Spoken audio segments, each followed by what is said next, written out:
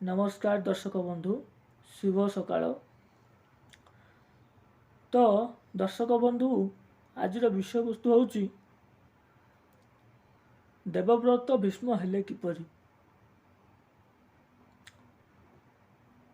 तो ये तो हूँ आज्ञा द्वापर जुगर कथा।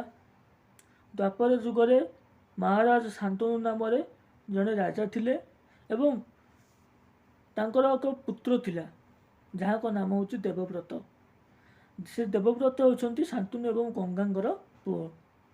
किंतु समय अनुसार जिते देवव्रत जो अवस्था परिणत हुंती सेतबेले से जानिया को पाती जे तांको पिता सहित जड़े मत्स्य कन्यार संपर्क रही प्रेम संपर्क एवं सी विवाह करने चाहती जहाँ नाम हूँ सत्यवती।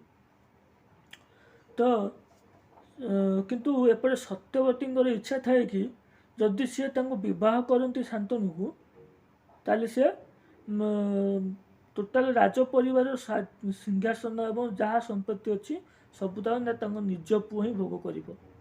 किंतु शांतनु चाहती जे तांकर जेतिक भी छुआ हम जी संतान हूँ संतति हूँ से संपत्ति समस्त मिलमिशि भोग करेंगे। कि यही कथा जो देवव्रत कान में पड़ा से तत्क्षणात तो चलिए से सत्यवती पाखक एवं बुझा चेष्टा कले किंतु से निज जिद्रे अटल रहिले से कौन सी बार निज जिद्रु ओहरिया को चाहिए नहीं। तो से समय देवव्रत कौन कले ना सत्यवती को एक प्रतिज्ञा देले गोटे वचनबद्ध करेले। तो से वचनटी कौन ना से आजीवन ब्रह्मचर्य व्रत पालन करेंगे जहाँद्वारा कि कौन हम ना भविष्य कौन सी वंशधर जन्म हेनी कि से संपत्ति को पैतृक संपत्ति को निजर बोली दाबी करना नहीं। से आजीवन ब्रह्मचर्य व्रत को निष्ठार सहित पालन करने को वचनबद्ध हेले। एवं द्वितीय कौन ना से सारा जीवन हस्तिनापुर राजा नुआ बरम हस्तिनापुर दास हो जीवन अतिवाहित करने को प्रतिश्रुति देले। एवं एत बड़ कठोर निष्पत्ति शुणी देवव्रत पिता शांतनु से हतोत्साह हो पड़े अर्थात भांगी पड़े। से आसी देवव्रत पाखे पहुँचले और समस्त विषय शुणी सारी देवव्रत को साधु साधु बोली कहले अर्थात आम मान भाषा भल बोली कहले जे तू ही मोर योग्य पुओ। किंतु से गोटे वरदान देले जे मु तो आज वरदान देउची एही वरदान अनुसार तू इच्छा मृत्युर वरदान लाभ कलु तू जेबे चाहबू तू सेबे मृत्यु को वरण करू कि ता पूर्वर तो इच्छा विरुद्ध जम भी तोते तो प्राण छड़े नहीं पारिबो नाही।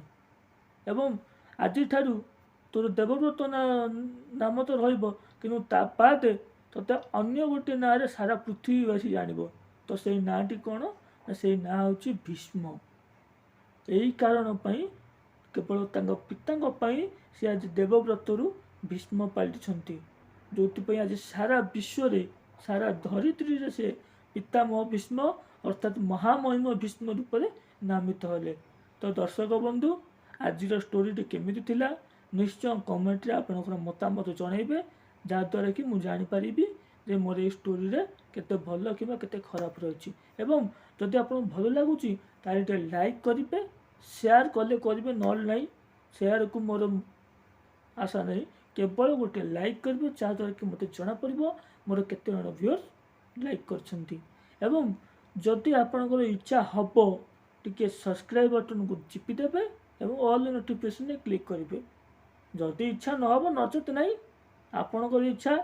जय श्रीराम।